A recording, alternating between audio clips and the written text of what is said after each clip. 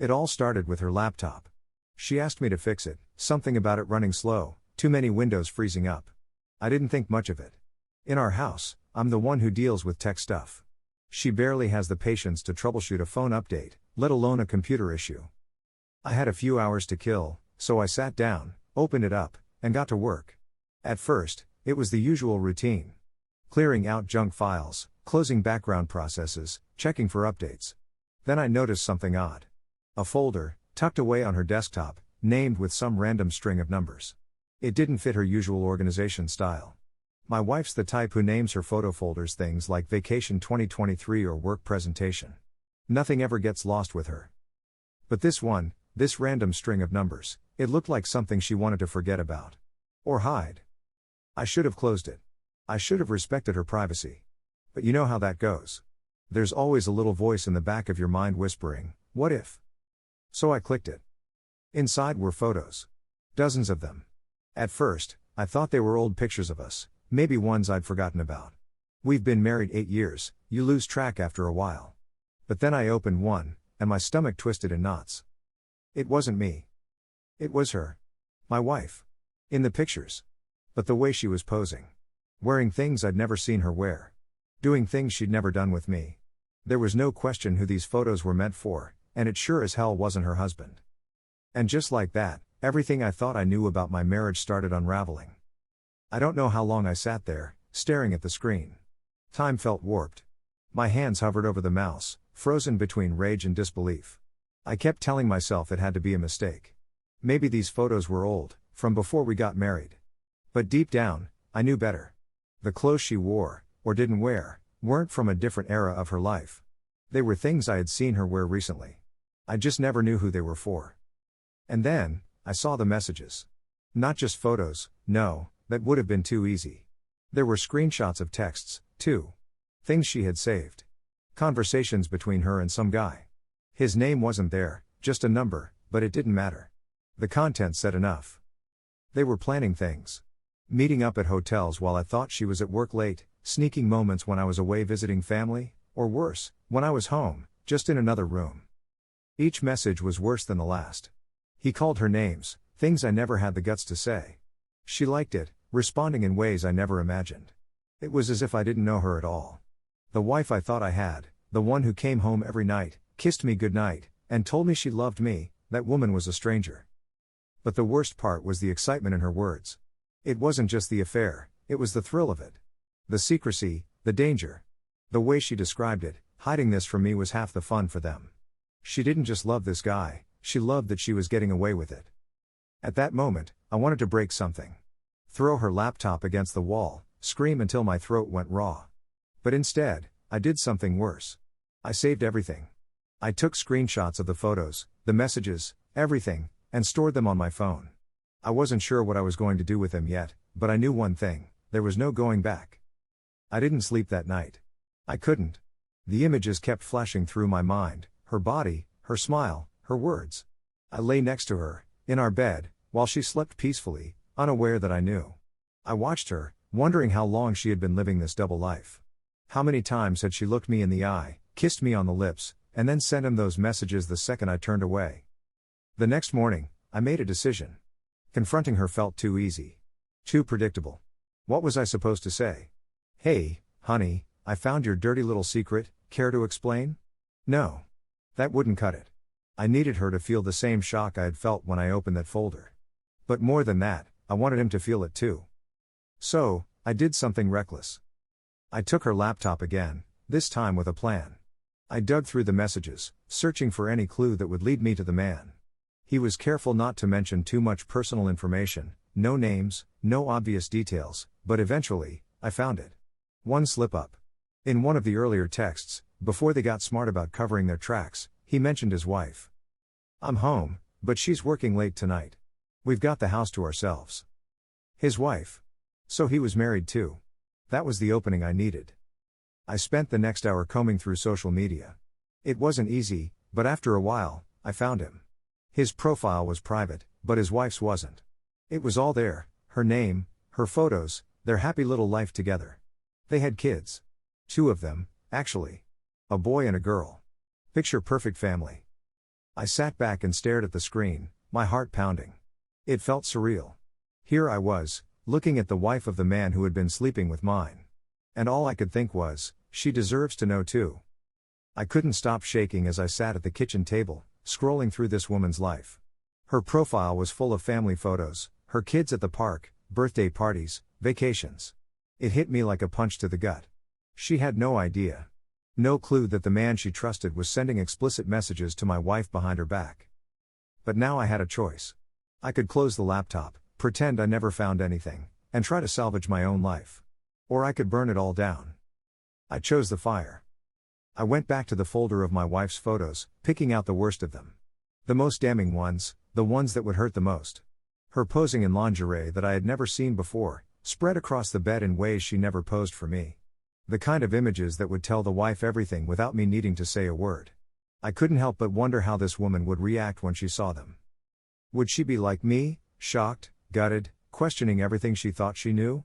Or would she fight to hold on to the lie, like some people do when the truth is too painful to accept? I added screenshots of the text messages too. I didn't want her husband weaseling his way out of it, claiming the photos were some mistake, some weird misunderstanding. No, I wanted her to see the whole truth. I wanted her to know that this wasn't just some fling, it was a full-blown affair. Emotional. Physical. Everything. By the time I had everything gathered, my pulse was racing. I saved it all into a folder, labeled it with the date, and transferred it onto a USB drive. Part of me wanted to send it immediately, get it over with, but I hesitated. Was this too far? Was I really going to blow up 2 marriages in one move? Then I thought about my wife, her affair, the lies, the secrets. And my hesitation disappeared. Once I had all the evidence in one place, I felt calmer. Not peaceful, exactly. But there was a strange sense of control, like I finally had the upper hand in a situation that had been spiraling behind my back for who knows how long. My wife was still clueless, going about her day like everything was normal. She kissed me goodbye that morning before heading off to work, probably thinking about when she'd send her next set of photos to him. I almost felt sick, watching her leave with that casual smile. She had no idea what I was about to do. I sat there for a long time after she left, staring at the USB drive on the table. Sending those photos wasn't going to be an easy button to hit, no matter how much I wanted revenge.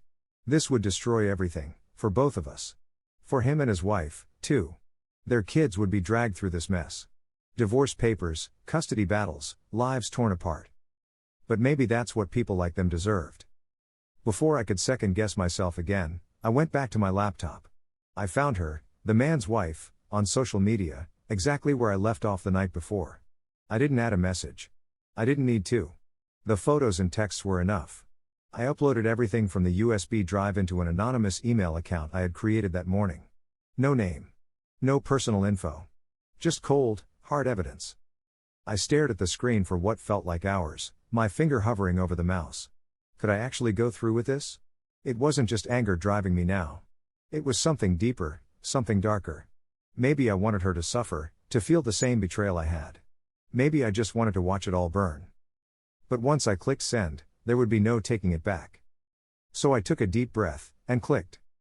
The moment I hit send, my heart pounded so hard I thought it might burst out of my chest. It was done. There was no taking it back now. I stared at the screen for a few minutes, half expecting some immediate reaction, but of course, there was nothing. The email was out there in the void, waiting for her to find it. Maybe she was at work, maybe with her kids, completely unaware of the bombshell waiting for her in her inbox. The house was eerily quiet. Too quiet. Normally, I found some comfort in the routine of our lives, chores, dinner, watching TV on the couch with my wife, but now it felt suffocating. Like I was sitting inside a ticking time bomb, waiting for it to blow. What was she doing right now? Was she texting him? Laughing at some joke I'd never hear? Or maybe she was planning their next meetup, blissfully unaware of what I had set in motion. The thought of it made my stomach churn. I kept checking my phone, refreshing my email, waiting for something, anything, to happen. But there was nothing. Just that endless, agonizing silence. Hours passed. My wife came home, and I tried to act normal. She didn't notice anything. Why would she? To her, everything was still the way it had always been. She asked about my day, I mumbled something about work, and we went through the motions of dinner. It was torture, sitting there across from her, knowing what I had done, waiting for the fallout to begin. When she went to bed that night, I lay there staring at the ceiling, wide awake. Every time my phone buzzed, I jumped. But it was never the email. I was beginning to wonder if the wife had even seen it yet. Had it gone to her spam folder? Maybe she hadn't checked her messages at all. Or maybe she had seen it and was still processing. There was no way to know, and that drove me insane. All I could do was wait. The next morning felt like waking up in a different world. My wife was already up, bustling around the kitchen like any other day. But for me, everything had shifted. The email was still out there, waiting to detonate. I couldn't shake the feeling that at any moment, the other wife would find it, and the walls of our lives would come crashing down. I checked my phone again. Nothing. No response. No notification. Nothing but silence. I felt trapped, like I was living two different realities. On the surface, everything was still normal, my wife smiling at me over her coffee cup, asking about my plans for the day, as if she hadn't been betraying me for God knows how long. But beneath that, there was this undercurrent of chaos, building and swirling, just waiting to explode. She had no idea that her secret was out. No idea that I had exposed everything. By midday, my nerves were shot. Every time my phone buzzed, my heart would jump into my throat. But it was always something trivial. A work email. A news notification. Not what I was waiting for. Not her. Then, in the late afternoon, it came. An email. From her. My heart raced as I opened it. There was no subject line. Just one sentence. I saw everything. That was it. Nothing else. No questions, no explanation, no anger, just the cold acknowledgement that her life was about to change in ways she couldn't yet grasp. I stared at the screen, waiting for more, but nothing came. I imagined her sitting somewhere, staring at the same images I had seen of my wife, those explicit photos, the dirty messages, all the proof of her husband's betrayal laid out before her. Was she crying? Screaming? Or was she as numb as I had been when I first found them? What would she do next? Would she confront him? Would she tell her kids? Would she pack up her life and leave, or would she stay, pretending none of it happened? And then I wondered, what would I do when the inevitable happened here? My wife had no idea that her perfect little lie was collapsing in on itself. But she would find out. Sooner or later, the truth always comes out. As I sat there, phone in hand, waiting for the fallout to begin, I realized something. Whatever happened next, whatever chaos I had unleashed, it was out of my hands now. I had already set the fire. Now all I could do was wait to watch it burn.